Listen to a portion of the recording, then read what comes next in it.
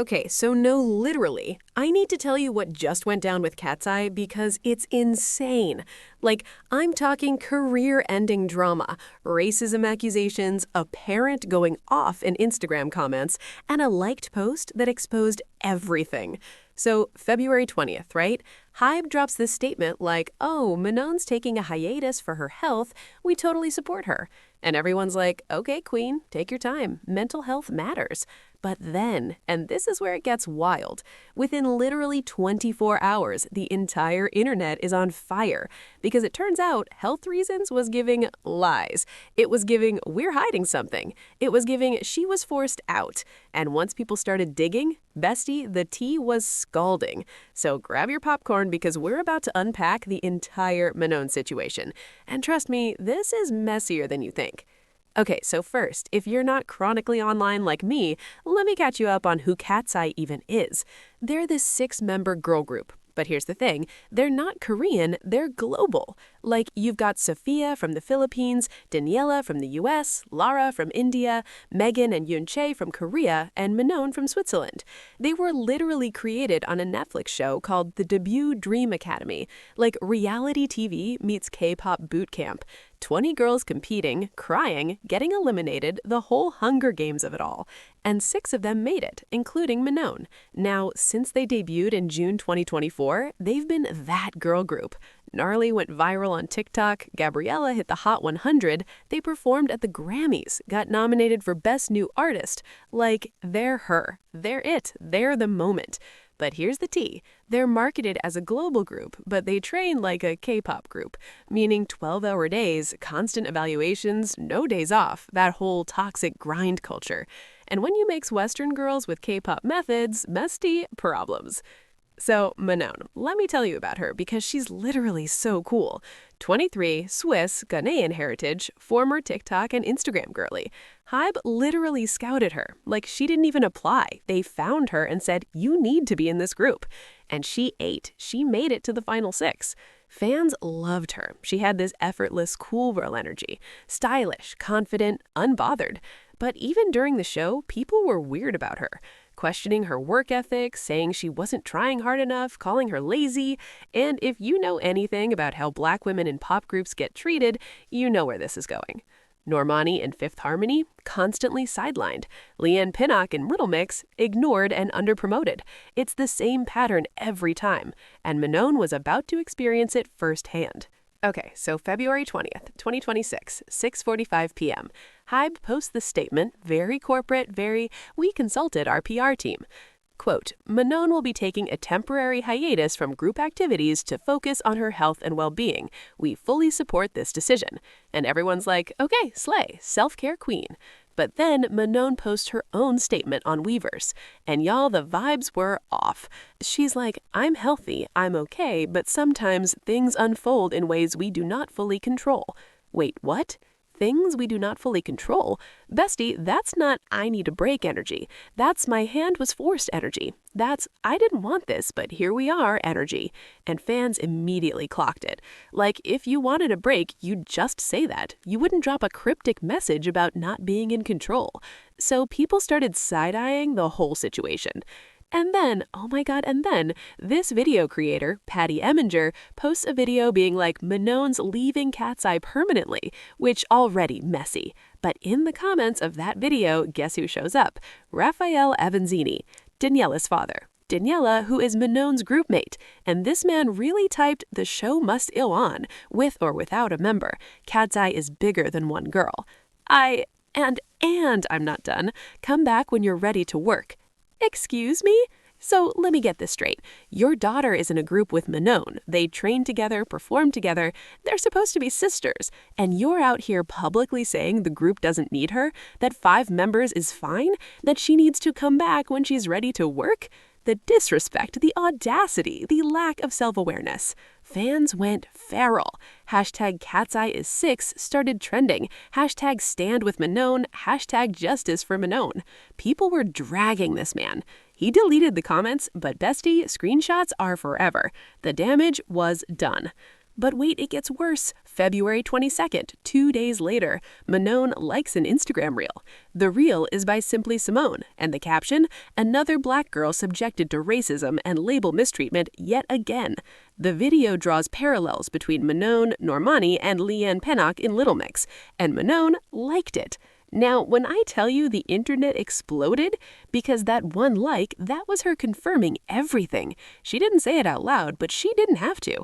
That like said, this isn't about health. This is about how I've been treated. This is about racism. And suddenly the narrative shifted. People started asking, was Hyde mistreating her? Did she face racism in the group? Was she forced out? Fans started digging into Daniela's father's old posts, and y'all, they found some questionable stuff. Alleged racist comments about Lisa from Blackpink, weird posts about her own daughter, support for controversial political figures. The man's digital footprint was not giving ally, it was giving yikes. And people connected the dots. If Daniela's father felt comfortable publicly dismissing Manon, what was happening behind closed doors? Now, here's where we talk about what Manon herself has said, because she's been dropping hints for months. In November 2025, she did an interview with The Cut, and she opened up about the pressure, the accusations, the stereotypes. She said, and I quote, "America has a very different culture when it comes to work-life balance. You guys are all about grind and hustle. In Switzerland, if you're sick, you take a day off. No one's going to expect you to work." She continued, "Being called lazy, especially as a black girl, is not fair. Now I feel like I always need to put in extra work to prove something, even though I really don't." Like, she was telling us she was struggling. She talked about how Katseye had received thousands of death threats and racist messages since debut. She called it very terrorizing on the mind.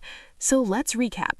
Manon was facing racist stereotypes about being lazy, getting death threats, working 12-hour days under K-pop training systems, constantly having to prove herself, and then suddenly a hiatus. Girl, the math is mathing. And now, celebrities are speaking up. Chloe Bailey posted on her story, "Protect black women in this industry, period." Normani herself reposted Simply Simone's video and added, "This has to stop. We deserve better." Tinashe tweeted, "The way black women are treated in music spaces is unacceptable. Stand with Manon." Even Leanne Pennock from Little Mix commented, "I see you. I've been there. You're not alone." Like, when the girls who've been through it are rallying, you know it's serious. Teyana Taylor posted a whole Instagram story being like, "Y'all love our culture but treat us like we're disposable. Make it make sense." And SZA just posted a black square with Manon's name. No caption needed. The support is loud, the solidarity is real, and it's putting even more pressure on Hybe to address this properly. Okay, so let's talk about the elephant in the room. Katseye uses K-pop training methods, but they're not all Korean. K-pop training is no joke. 12-hour days, constant monitoring, packed schedules, no boundaries. In Korea, there's this cultural acceptance of like, suffer now, succeed later. It's normalized. But Manon is Swiss, Daniela is American, Sophia's Filipina. They come from cultures that prioritize work-life balance, mental health, individual well-being. And when you smash those two systems together, bestie, chaos. Industry people are calling this a stress test for global K-pop. Like, can you take K-pop methods and apply them to non-Korean artists? Should you? And here's the thing, Katseye isn't even the first group to have this problem. KG from Vicha left last year. She cited abuse and unhealthy work environment exploitation. The group had to rebrand as Girl Set because of the fallout. So this isn't a Katseye problem, this is a system problem, and Manon is just the latest casualty. So the question everyone's asking, is she coming back? Officially, yes, the hiatus is temporary. Hyde says they support her. The group is continuing activities. Katseye has Lollapalooza, Argentina, and March, Coachella, and Ipoh, major festivals all summer. They're moving forward as 5. But fans, we're not buying it, because temporary hiatuses in K-pop have a way of becoming permanent. And when you add the Instagram like, Daniela's dad's comments, the racism allegations, it's giving she's not coming back. Leader Sophia said in an interview that Katseye is 6, forever.